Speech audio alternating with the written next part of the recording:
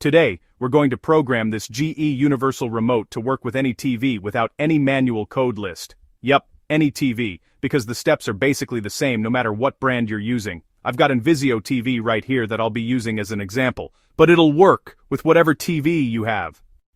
Now, if you don't have that little paper with the code list that usually comes with the remote, which, let's be honest, most of us don't, no worries at all. Just head over to this website, byjasco.com/universal remote codes. They've got all the codes right there. But before we go any further, we need to remove the battery cover from the remote. Inside, you'll see something like CL5 or 6 printed. That tells you the type of remote you have. If yours says CL5, that's what you'll search for on the site. On the site, choose the device type. In my case, that's a TV, then pick the brand. I'm using Vizio.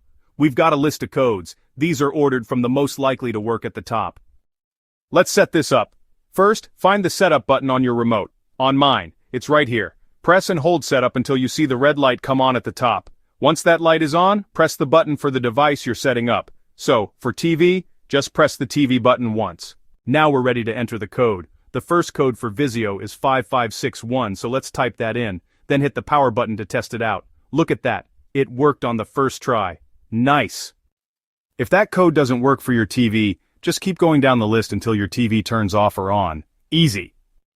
If you want to disconnect the remote, here's how. Press and hold the setup key again, then press mute, then press and release 0. You should see the light flash. That means it's no longer connected.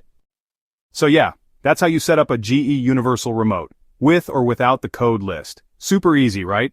If this helped you, drop a comment, hit that like button, and subscribe for more easy tech help.